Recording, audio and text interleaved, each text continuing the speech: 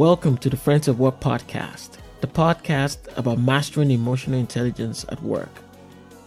And so, for instance, you may have heard of the zero tolerance policies that schools use a lot. Yes. This is like you bring in a gun once, you're expelled. You bring in a knife, you're expelled. You are caught with a joint, expelled. And so the concept is no matter what happens, if it happens once, you're getting the most extreme punishment possible.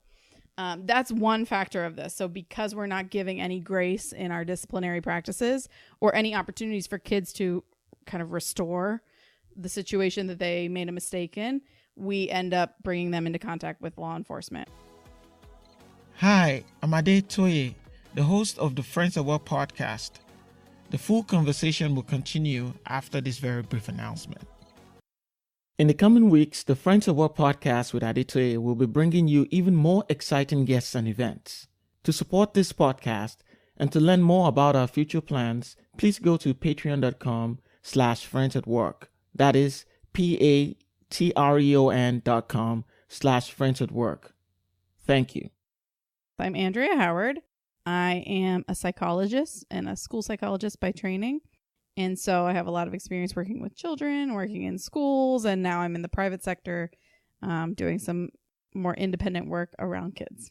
Nice. Shortly after we finished the recording for the last podcast, you said something that really piqued my interest. You talked about the school to prison pipeline. That's right. What is that? That is something I'm very passionate about, so I'm glad you asked. Okay.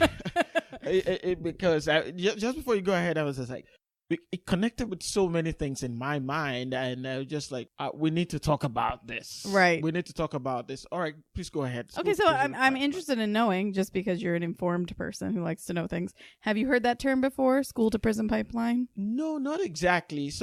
But I have read, I haven't heard the term put together, but I've read a lot of articles that seem to pull a correlation between behavior in school and going to prison.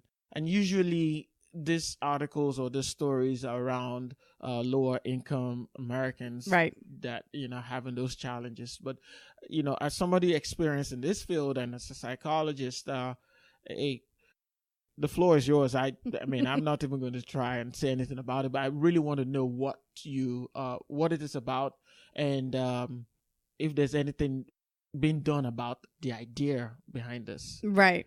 Well, the reason I was asking if you had heard of it was because I think it's a topic that I'm passionate about it, and I think more people should know about it. So I'm happy to talk about it today. But the school to prison pipeline is exactly what it sounds like. It's the concept that some of the discipline practices we use in schools feed directly into the prison system. And so children that are being disciplined at school can have so many interactions with law enforcement and the justice system because of their school behavior, because of things at school, that by the time they're even 16 years old, they have a long record and they're headed in a direction that we can see laid out pretty clearly for them. And there's a lot of factors that go into this, so that, too much to really get into all of it right now.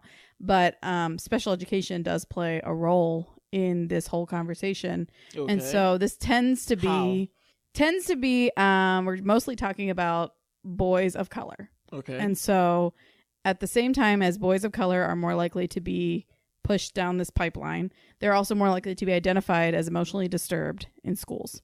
Emotional disturbance is one of the categories that you can get special education services under. And so there are a lot of passionate school psychologists out there now trying to change understanding of what emotional disturbance means. It's supposed to mean things like depression and anxiety, but it ends up meaning quote unquote bad kids. And so very disproportionately, Black boys get put into this category, and Hispanic boys as well. And at the same time as that's happening, their discipline practices in schools are sort of systematically biased against that same population of students. And so, for instance, you may have heard of the zero tolerance policies that schools use a lot. Yes. This is like you bring in a gun once, you're expelled. You bring in a knife, you're expelled. You are caught with a joint, expelled. And so the concept is no matter what happens, if it happens once, you're getting the most extreme punishment possible.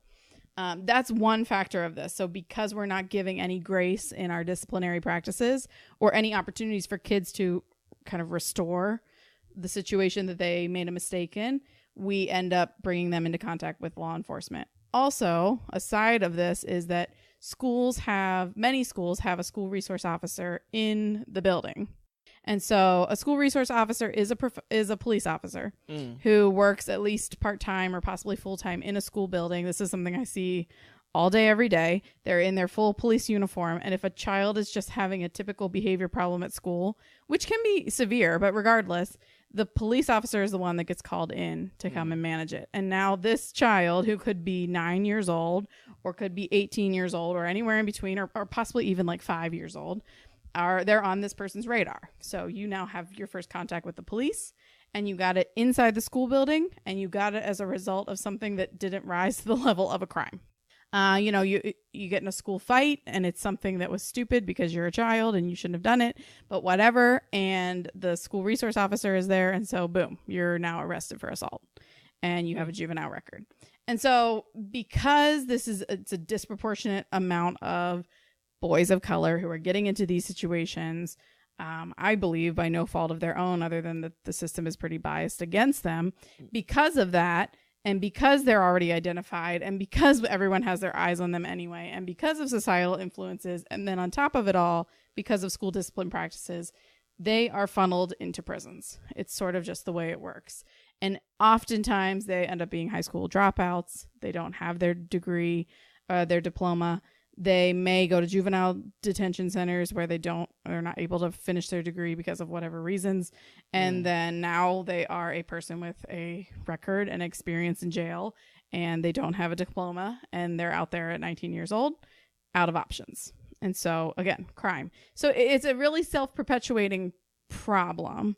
And the reason that it's been on my mind recently is because of the Parkland, Florida shooting. Yeah. Because I read a very interesting article about how that county that school district is in has been renowned for changing its policies. So they have eliminated this police presence in their schools, something like 1,600 less police incidents in the last year than they had before that. And they've been really pushing towards restorative justice, which is a new discipline practice that schools are pushing for, which is what it sounds like. You get justice by restoring the problem that you created. If you hurt someone else, you make it up to them in a way that restores the justice in that situation. And it's more teaching related, and the kid has more of a say in how they're going to restore justice. And there's more adults involved to support that kid. So it's a much better system, but it's ironic that in a district that's kind of being heralded as getting us out of this school to prison pipeline thing, for there to be such a violent event that happened there for a kid that clearly had a lot of difficult issues and behavior problems along the way. It's just interesting how it hasn't been this perfect correlation that we all want it to be. We want to see that if we just change our practices, kids will flourish. And we're seeing that there's still something happening larger than just the school's influence in our society, in families, and individuals, that's leading to more problems. In my mind, as you were talking, I was thinking about minority kids being singled out, and the unfairness of a system that funnels them into this challenging situation. And when you think about it, even in a bigger sense, you look at it for the number of years it probably has been happening. You find that some of these kids who have been funneled through the school to prison, especially the black males, will have kids, and they'll become absent fathers. And of course, because they were traumatized, they will traumatize their children, who become students, who come to school, who would again get into fights and get into all these other troubles that have already been identified for zero tolerance, or for assault and other things, rather than get to the root of the problem, because you want to change the people or want to stop the cycle, which, when you think about it, and it goes all the way back to slavery, which was created essentially not by them, but by people who have become victims not all black people have remained victims of the system, but some people have just, of no fault of their own, have been unable to fall out of that cycle, and the system just keeps pushing them in this singular direction and doesn't give them an option. It's terrifying when you think about it on one end. And another end, I think of a story where so there was this report about a school, or maybe it was a series of schools, I don't remember particularly, where minority kids were getting less put into special programs for being gifted. Mm-hmm. Black kids and Hispanic kids had to show far more better behavior and far more talent than their white counterparts had to before the teachers recommended them for awards and for special things. And this was one of those things that this particular report that I read identified and was trying to rectify. And so, it still ties into this same system. So we've talked about the problem. Mm-hmm. What is the solution? Let me rephrase that. We've talked about the problem. What are the solutions being attempted, and what could be done more? So this is a two-pronged question. Right. So, okay, I think restorative justice and its model is much better than zero tolerance policies and things of that nature that we have in place right now. So I think we're trending in the right direction with that. If you get time, you or your listeners, whoever, to read about restorative justice and read about actual cases where they're using it, it's very inspiring because it's very wraparound. It's very much intended to give power back to the student. So explain wraparound. Okay, so the child, and it's not sort of puts the child, rather than putting the child at odds with the situation where they're on one side of the table and we're on the other. It's literally a wrap. So the child has several adults working with him instead of against him to say, what could you do? Well, how could we make this better? Why did this hurt them?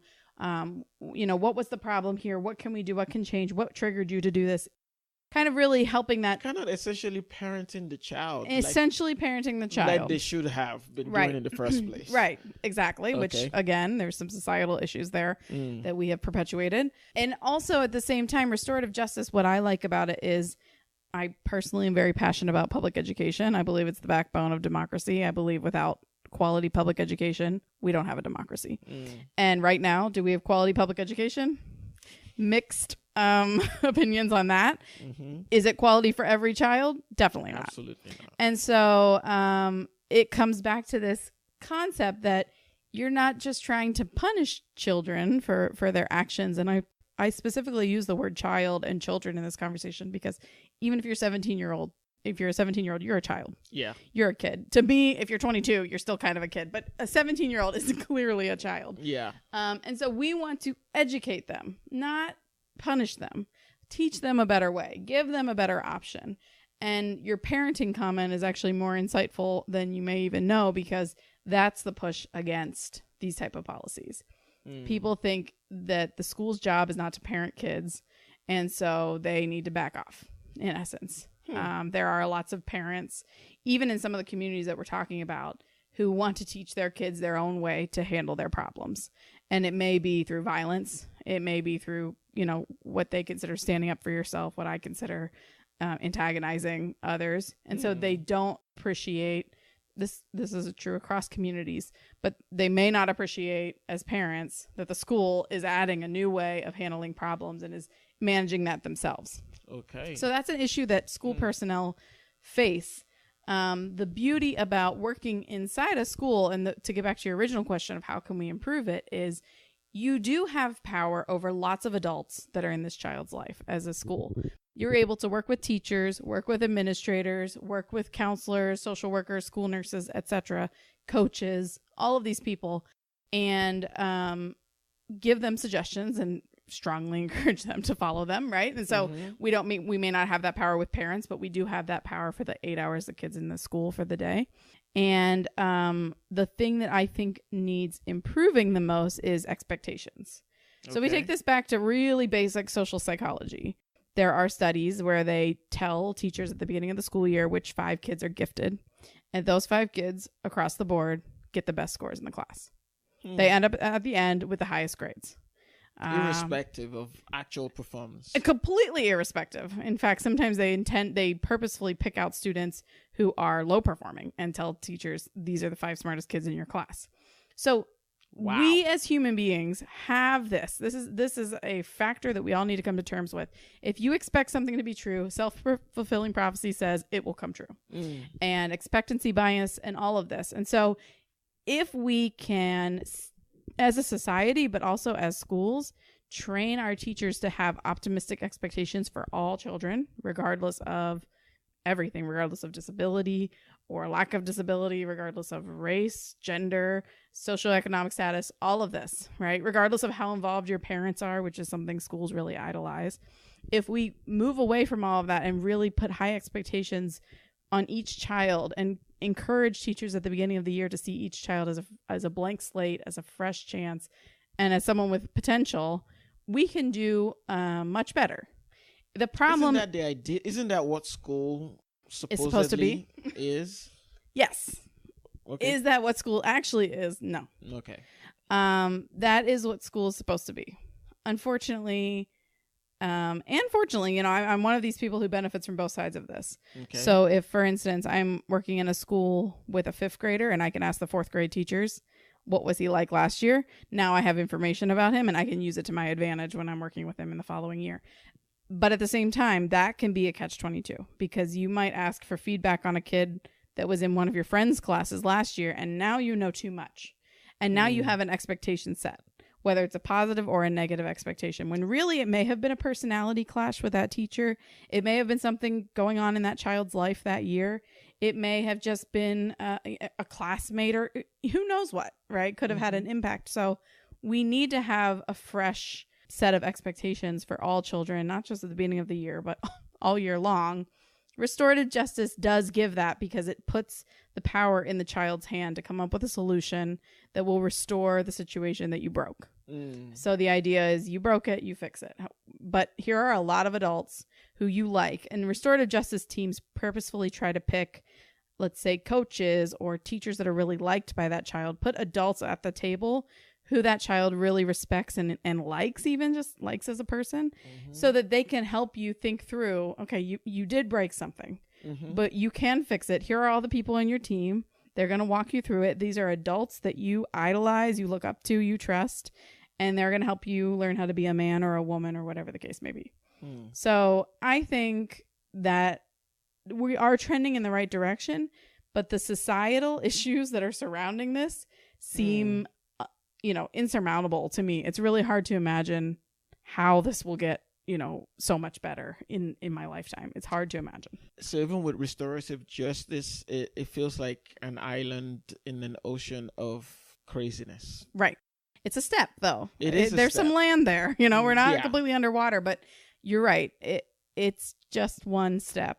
And I think a lot of teachers and people who interact with the school system in any way are very jealous of the cultures that really respect their schools and respect their teachers, and they often talk about those cultures. That comes up all the time in schools, and they want to have that level of respect for themselves. But at the same time, we all have to take a step back, and I'm including myself in this. If you work with children and look and see, like, how am I biased and what am I doing about it? And do I recognize when I make a mistake? Do I tell the child that I made a mistake and apologize? Do I ask for their forgiveness? Do I actually take the important steps to restore things that I break? Or am I just requiring this kid to go through these steps and I never intend to do this myself? Because we as adults are not good at this either. We're just not. We might be better at avoiding punishment than kids are, but we're not restoring our relationships. I can't think of many adults who every time they make a mistake, they make it right. So you're saying that the best way going forward for adults in this kids' lives to model this, and particularly teachers in schools, but what I'm seeing is that the challenge is that the larger society doesn't even model this. And so you have only 8 hours, in a day to teach this child, and for only so long a period to go into a society that doesn't work by these rules. And yeah, I see. That's messed up. It is. And then I think I harped on this in our last conversation, but this is not the main role of teachers. This is not the main role of people in schools. This is not their mandated job. Their mandated job is reading, writing, and math. So this is gravy. And for a lot of teachers who are overwhelmed and up to their necks in other kinds of work, they don't have the energy or the time to devote to this. So if you want to make something better, if you want to improve this situation and you're listening to this and you have any kind of impact on a child or you have any connection with a school, offer to come in and work on some sort of group. We do things like Girls on the Run is a really popular club in schools right now where we get groups of girls to run together with women from the community or from the school who are runners. And while you're running, you're also talking about the world. You're trying to, figure things out. If you have a skill or a talent, if you like to coach a sport or, you're really good at chess or whatever the case may be, you can reach out to a school and say, I would like to do this. And at the same time, teach these children about restoration, teach these children about justice, about equality, whatever it may be. So we're not powerless in this. And we do all have a role. The children of this country are our future. And so if we act like this isn't a big enough problem to affect us, we're the ones who are going to suffer in the end. Someday one of the children who's in one of these schools is going to be the president of this country, and we're going to be under that person. So I hope that we're all going to do the right thing to support that person and everyone else who's going to be successful. But I don't think right now there's a big emphasis on how do we help troubled children. There's much more of an emphasis on why didn't the FBI catch this child in time before this shooting or whatever. Child. Right. You didn't help. We didn't help. We didn't improve it. We didn't stop it. We didn't teach a better way. We didn't support that child through the hard times. So we do have to all see our role in it. Wow. Well, I'm glad that we talked about this, and if anybody is listening who can make an impact based on what Andrea said, please, let's do what we can. It might be, you might think you can make much of an impact, but you never can tell. You might be just that tipping point. Your action might just be that tipping point that pushes this in the right direction. Oh, thank you once again, Andrea, for this conversation. It's been enlightening, engaging, meaningful, and you've been very articulate about this issue. And I'm hoping that's something, that more people take up the gauntlet and, take action about this. Yeah. Well, thanks for letting me talk about it. I'm in no way the expert on this issue, but there's a lot of good reading to do about this. So if you're interested, there is plenty of information out there. And the more we're all aware, the better. Thank you for listening to this episode. You can support this podcast by going to patreon.com/friendsatwork. That's patreon.com/friendsatwork. You can also reach me by email at myfriendtoye@gmail.com. My Facebook page is Friends at Work Podcast, and my Twitter handle is at Friends at Work US. Join me next time for another episode of Friends at Work Podcast with Ade Toye. Bye for now.